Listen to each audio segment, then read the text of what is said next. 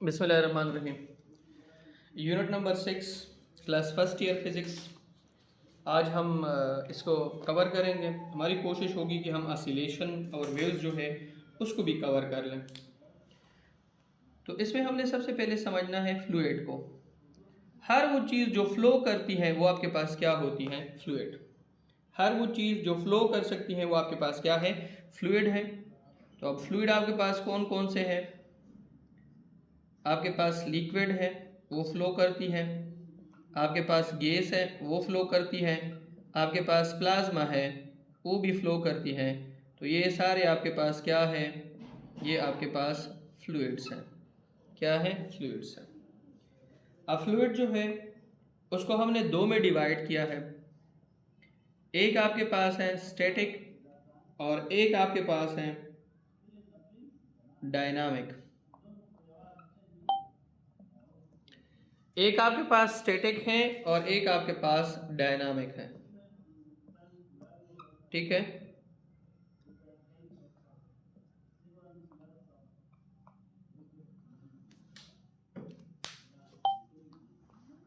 इसमें फिर दो है। ठीक है।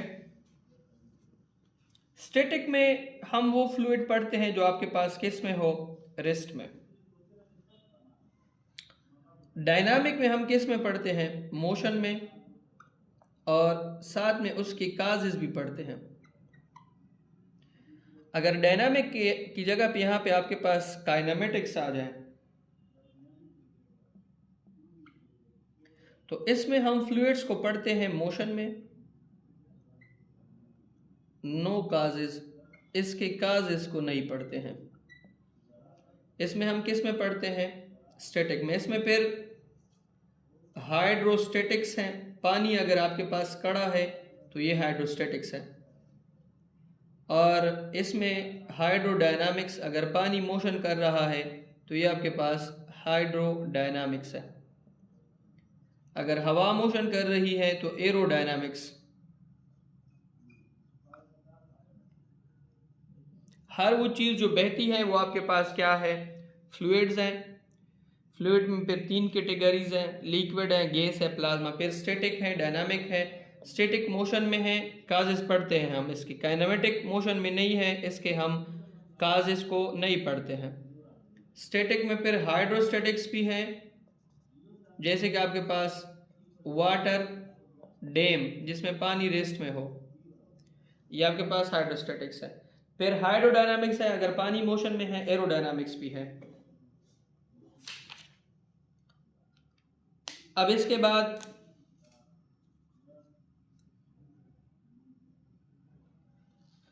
विस्कोसिटी है।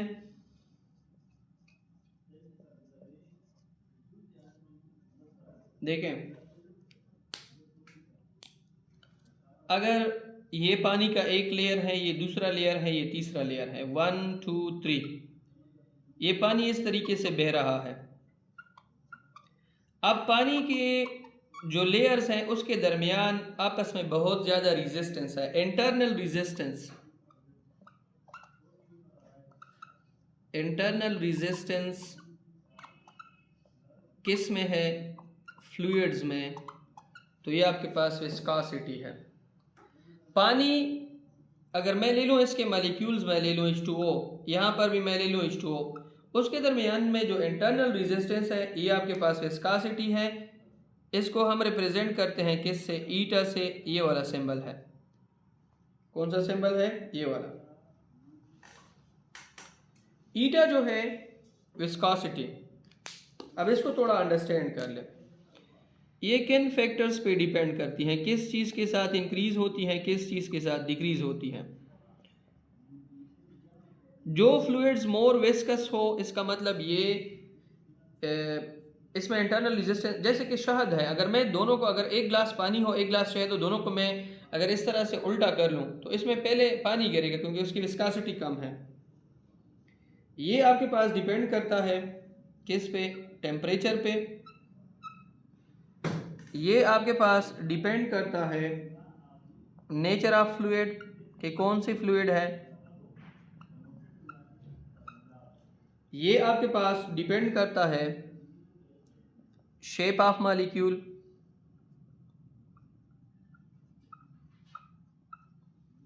ये आपके पास डिपेंड करता है प्रेशर के ऊपर, प्रेशर ऑफ फ्लूइड, और डिपेंड करता है कंसंट्रेशन ऑफ फ्लूइड कि यहाँ पे फ्लूइड की कंसंट्रेशन कितनी है। मैं अभी आपको समझाता हूँ। विस्कासिटी जो है वो इन्वर्सली प्रोपोर्शनल है किसके? टेम्परेचर के। किस में? लिक्विड में। अगर लिक्विड का आप टेम्परेचर बढ़ाओगे, पानी अगर ठंडा है तो ये तेज़ नहीं जाएगा, जितना आप इसको गर्म करोगे एक जगह से दूसरी जगह तेज़ जाएगा। विस्कासिटी डायरेक्टली प्रोपोर्शनल है किसके? टेम्परेचर के। किस में? गैस में। गैस का अगर आप टेम्परेचर बढ़ाओगे तो उसकी विस्कासिटी और भी बढ़ जाएगी। ठीक है।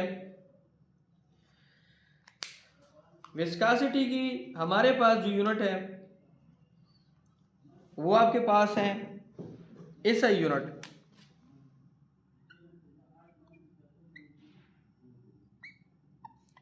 विस्कासिटी की जो एसआई यूनिट है pascal dot second. 1 pascal dot second, या आप इस तरह भी कह सकते हैं कि पास्कल डॉट सेकेंड है, और सीजीएस जो यूनिट है सीजीएस वो आपके पास है dine second per centimetre square, और इसको हम कहते हैं पॉइज। क्या कहते हैं? पॉइज। 2 यूनिट्स है, एक आपके पास है पास्कल सेकेंड और एक आपके पास है CGS unit dyne dot second per centimetre square, जिसको हम पॉइज कहते हैं। क्या कहते हैं? पॉइज। और 10 पास्कल आपके पास बराबर है 1 पास्कल डॉट सेकेंड के। ठीक है।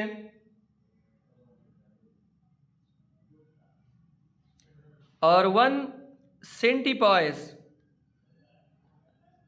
आपके पास बराबर है 10 की पावर -3 पास्कल डॉट सेकेंड के।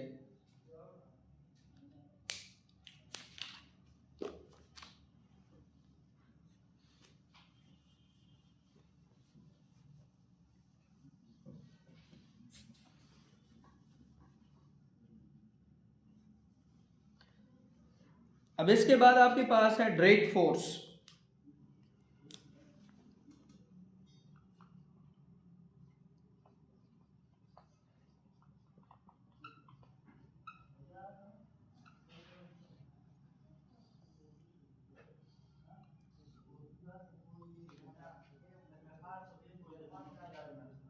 कौन सी फोर्स है?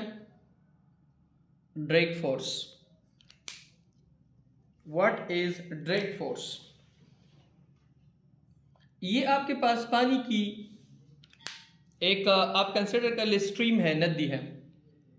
इसमें पानी इस तरीके से बह रहा है और आप इसमें इस डायरेक्शन में आ रहे हो, तो पानी जो आपको रेजिस्टेंस देगी ये आपके पास क्या होगा? ड्रैग फोर्स होगा। ड्रैग फोर्स क्या है? ये आपके पास सिंपल एक रेजिस्टेंस है जो किसको होती है? ऑब्जेक्ट को। किस में? फ्लूइड्स में। एक ऑब्जेक्ट फ्लूइड में मोशन कर रहा है तो उसको जो रास्ते में रुकावट पड़ती है वो आपके पास बेसिकली क्या है? ड्रैग फोर्स है। क्या है? ड्रैग फोर्स है। ड्रैग फोर्स जो है वो भी कुछ फैक्टर्स के ऊपर डिपेंड करती है। एक आपके पास है size and shape. For example जो बंदा इसमें या ये जो ऑब्जेक्ट इसमें है इसकी साइज कितनी है, किस शेप का है, इस पे डिपेंड करता है। ओरिएंटेशन। ओरिएंटेशन का मतलब ये है कि ये किस तरीके से पड़ा है। आया ये इस तरीके से पड़ा है, आया ये इस तरीके से पड़ा है। ये डिपेंड करता है ड्रैग फोर्स विस्कासिटी पे कि ये हनी में जा रहा है या ये वाटर में जा रहा है, इसकी खुद की विस्कासिटी कितनी है। डेंसिटी ऑफ फ्लूइड पे भी डिपेंड करता है।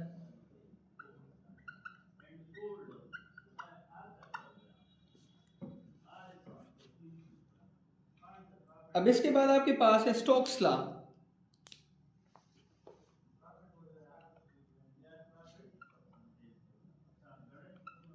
ये जो ड्रैग फोर्स है इसको एक साइंटिस्ट ने एक लॉ की शक्ल दी थी जिसको हम क्या कहते हैं, स्टोक्स लॉ। मतलब उसने drag force, size, shape, radius, viscosity सबको आपस में कनेक्ट किया और इसको एक लॉ का नाम दिया जिसको कि हम क्या कहते हैं, स्टोक्स लॉ। स्टोक्स लॉ सिर्फ एप्लीकेबल है स्मॉल रेडियस, कि अगर इसमें जो ऑब्जेक्ट है उसका रेडियस स्मॉल हो, स्लो स्पीड, उसकी स्पीड क्या हो, स्लो हो, और इसका शेप क्या हो, स्फेरिकल हो, तो फिर आप स्टोक लॉ को अप्लाई कर सकते हैं।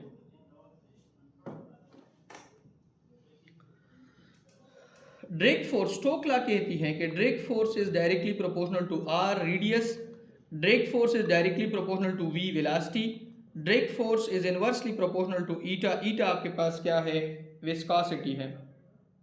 रेडियस के साथ डायरेक्ट रिलेशन है, जितना बड़ा रेडियस होगा ड्रैग फोर्स ज़्यादा होगा, जितनी ज़्यादा वेलोसिटी होगी ड्रैग फोर्स ज़्यादा होगा, जितनी हाई विस्कोसिटी होगी ड्रैग फोर्स कम होगा। ये 1 है, ये 2 है, ये 3 है। तो if drag is directly proportional to eta, sorry ये मैंने इधर लिखा है ईटा के साथ की डायरेक्ट रिलेशन है,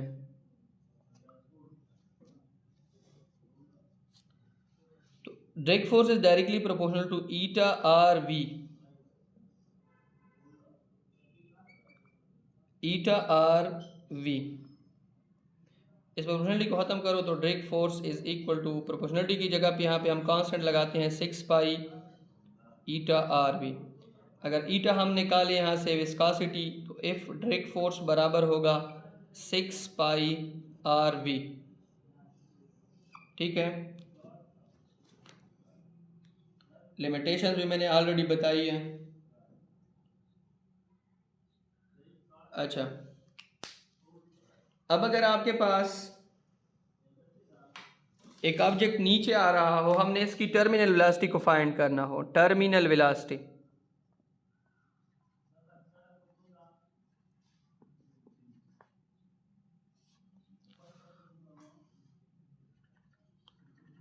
व्हाट इज टर्मिनल वेलोसिटी। देखें, ये आपके पास एक लड़का है, उसने पैराशूट से जंप किया है, ये आपके पास एक पैराशूट है। ये लड़का जो है नीचे जो फोर्स लगा रहा है वो वेट फोर्स है, और ऊपर इसके ऊपर जो फोर्स लग रही है हवा, वो ड्रैग फोर्स है। अब अगर ये लड़का जो है उसकी ड्रैग फोर्स बैलेंस हो गई किसके साथ, वेट के साथ, तो ये एक कांस्टेंट वेलोसिटी के साथ नीचे आएगा। उस वेलोसिटी को हम क्या कहते हैं, टर्मिनल वेलोसिटी। क्या कहते हैं, टर्मिनल वेलोसिटी।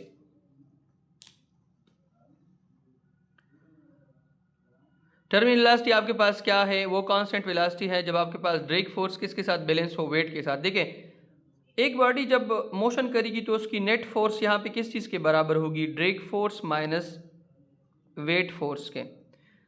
नेट फोर्स तो यहाँ पे ज़ीरो है क्योंकि दोनों आपस में बैलेंस है, तो एफ ड्रैग आपके पास बराबर होगी किसकी, इसको यहाँ पे लेके आया, एफ वेट आपके पास बराबर होगी किसके, एफ ड्रैग के। तो वेट कितनी है, m g, drag 6 pi eta r v. ठीक है, अब अगर आपने यहाँ से v निकालना है, v, तो आप किस तरीके से निकालोगे, तो v टर्मिनल आपके पास आ जाएगा mg divided by 6 pi eta r, ये आपके पास टर्मिनल वेलोसिटी है।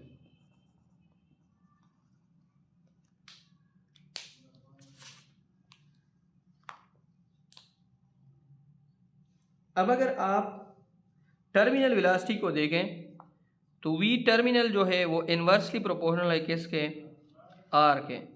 जितना बड़ा रेडियस होगा उतनी टर्मिनल वेलोसिटी आपके पास क्या होगी, कम होगी।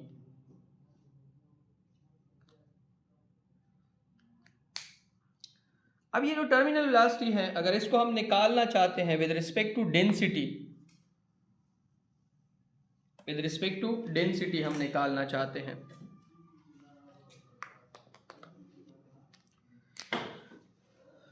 तो रो बराबर है m डिवाइडेड बाई वी के m निकाले, m is equal to rho v. चूँकि ये ऑब्जेक्ट स्फेरिकल है तो वॉल्यूम आपके पास है 4/3 पाई आर क्यूब। यहाँ पे पुट कर ले, v terminal is equal to m की जगह पे आप पुट कर लें 4/3 rho r cube g divided by 6 pi eta r, एक आर एन के साथ कैंसिल हो जाएगा, तो v terminal is equal to ये 4 rho r square g divided by 18 pi eta, तो ये हो जाएगा 2, ये हो जाएगा 9, 2/9 rho r square g divided by pi eta. ये आपके पास टर्मिनल वेलोसिटी है। इसमें डेंसिटी का भी जिक्र आ रहा है। अगर आप इसमें डेंसिटी की बात करेंगे फिर वी टर्मिनल डायरेक्टली प्रोपोर्शनल है आर स्क्वायर के। अगर डेंसिटी ना हो, कांस्टेंट हो आपके पास, फिर जो है वो डायरेक्टली, अगर इसमें आप सारी वैल्यूज कांस्टेंट रख लेना तो फिर terminal velocity directly proportional to r square है। इसमें सारी वैल्यू कांस्टेंट रख ले फिर इनवर्स है, ठीक है। लेकिन इसमें हमने डेंसिटी की कोई बात नहीं की है, इसमें हमने डेंसिटी की बात की है।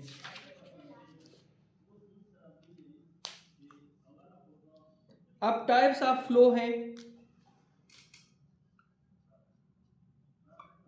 Types of fluid flow. Types of fluid flow, इसमें मुख्तलिफ फ्लो हैं। पहले आपके पास है स्ट्रीम लाइन फ्लो,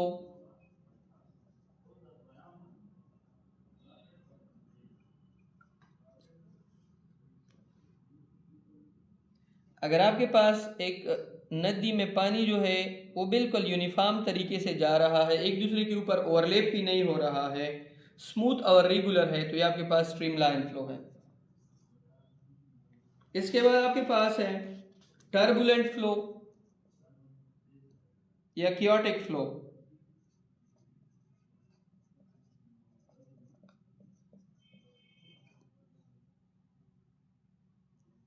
देखिए स्ट्रीमलाइन फ्लो का एग्जांपल आपके पास हनी है, पानी जो पाइप्स में जाता है वो है, चाय जो है वो जब हम कप में डालते हैं, ठीक है, और ब्लड फ्लो जो है वो आपके पास स्ट्रीमलाइन फ्लो है। टर्बुलेंट फ्लो जो है उसको हम क्योटिक फ्लो कहते हैं।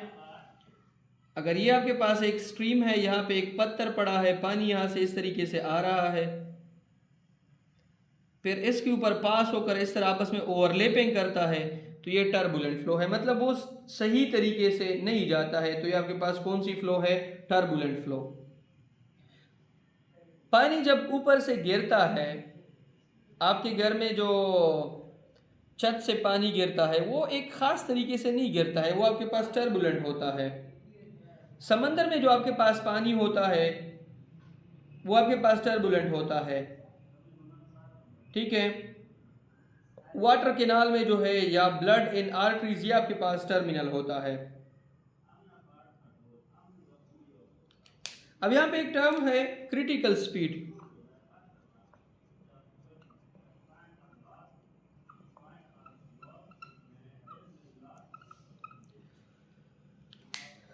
ये आपके पास वो स्पीड है, देखें, एक ऐसी स्पीड है जिस पे जो आपके पास लामिनर फ्लो है, ठीक है, लामिनर फ्लो जिसको हम स्ट्रीमलाइन फ्लो कहते हैं। स्ट्रीमलाइन फ्लो आपके पास बराबर हो जाती है किसकी? टर्बुलेंट फ्लो की।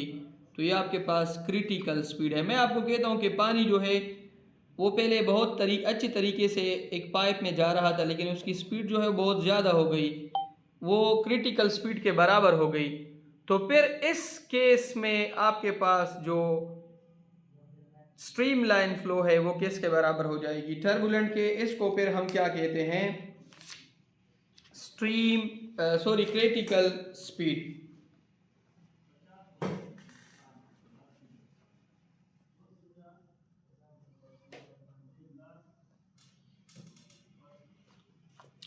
अब इसके बाद आपके पास है incompressible flow.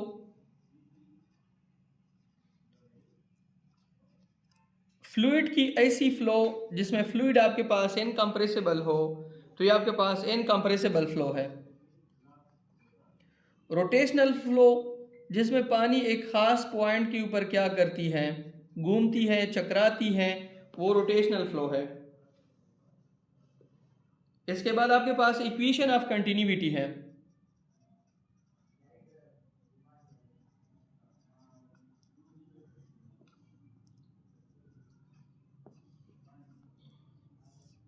Equation of continuity का जो इक्वेशन है वो सिंपल हमें कहता है कि speed is inversely proportional to area. ठीक है, speed is inversely proportional to area. किस में? आइडियल फ्लूइड में,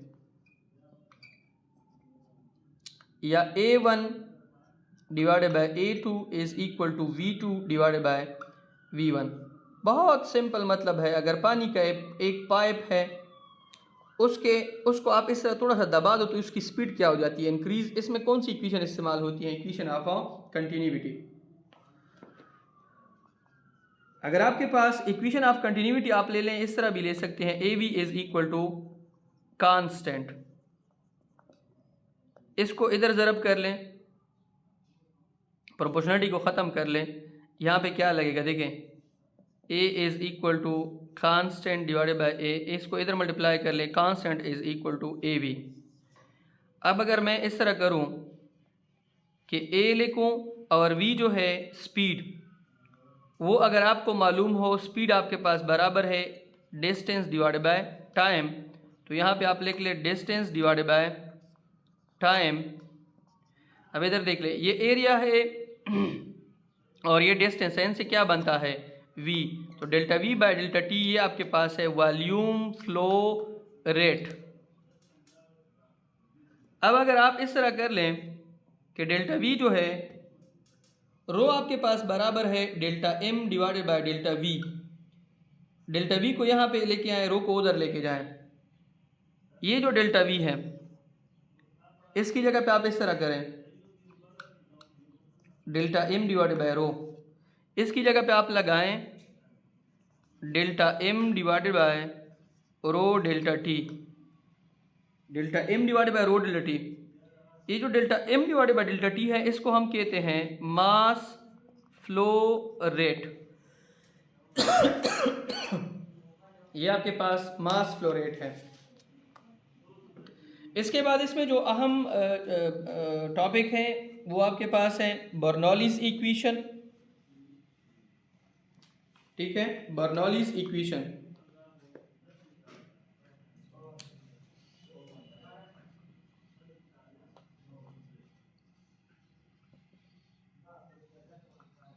टेस्ट था टाइमिंग देर कम ना रही होगी अंटा। कम टेस्ट था एसएसटी वाला 45 MCQs दी करना नो आपा की ना सोच को पे ना को हाँ पहले का सोच को पेड़ो को ना 45 जोड़े 90 मतलब 2.2 सेकेंड सी 2 मिनट और 2 सेकेंड समथिंग।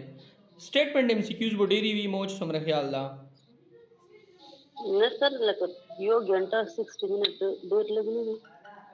बस यार 10 दे ज़्यादा पाकिस्तान कानून देगा ना। देखिए बा अल्लाह न मदद वाड़े हाँ जरूर को देख सर लगा से पेपर बंद कर लगा ना ये पेपर बच्चे कोई रोशी के दोबारा पेपर आ लियो भी हाइड्रोडायनामिकल इक्वेशन।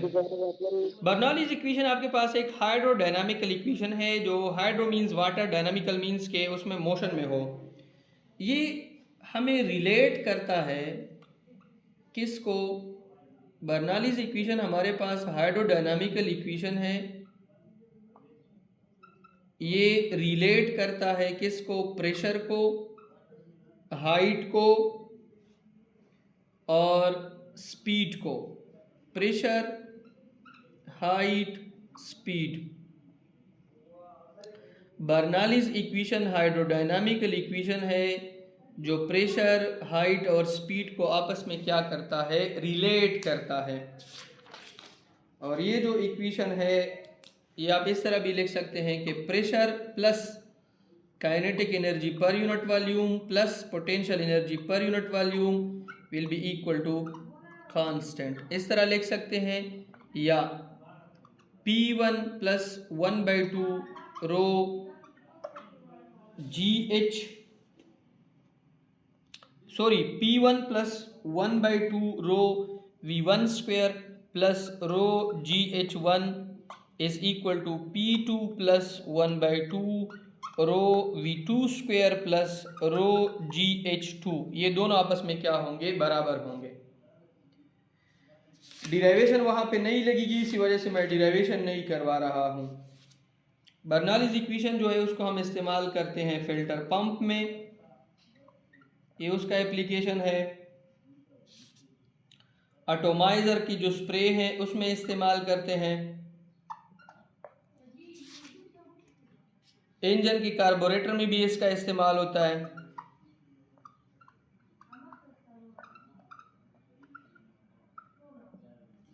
आप ये अपने साथ याद रखें, प्रेशर इन्वर्सली प्रोपोर्शनल है स्पीड के, एरिया इन्वर्सली प्रोपोर्शनल है स्पीड के। स्पीड ज़्यादा होगी एरिया कम होगा, स्पीड ज़्यादा होगी प्रेशर कम होगा। अब इसके बाद इसमें टोरिसिली थ्योरम है, टोरिसिली या टोरिशिली बेस को कहते हैं।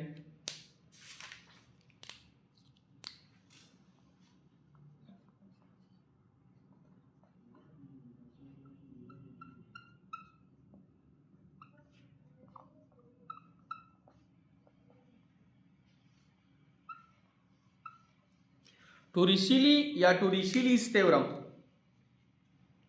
ठीक है। अगर आपके पास पानी का एक टैंक है,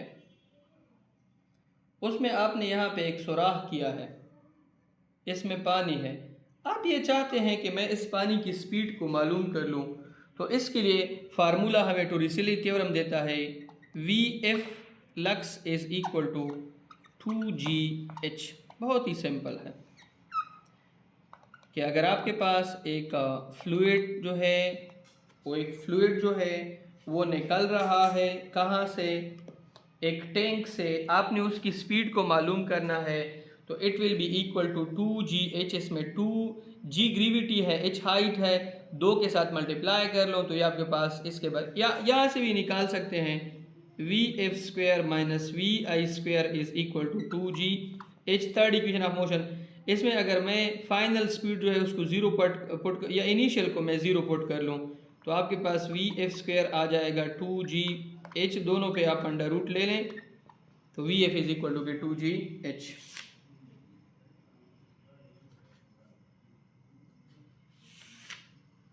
वेंटोरीमीटर भी इसकी एप्लीकेशन है, एरोफाइल भी इसकी एप्लीकेशन है, बहुत सारे और भी इसके क्या है एप्लीकेशन है।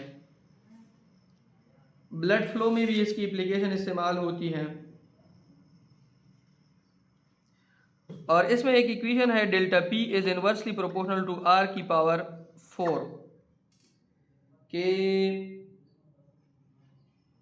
अगर आप रेडियस को हाफ कर ले तो हार्ट का जो प्रेशर है वो 4 टाइम इंक्रीज होगा।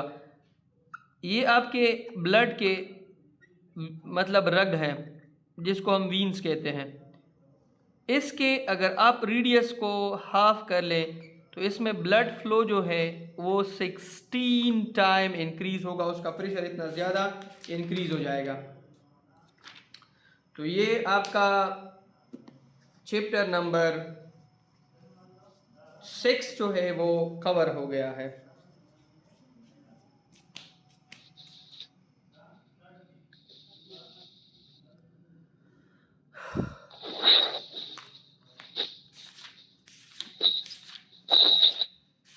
अब आपके पास है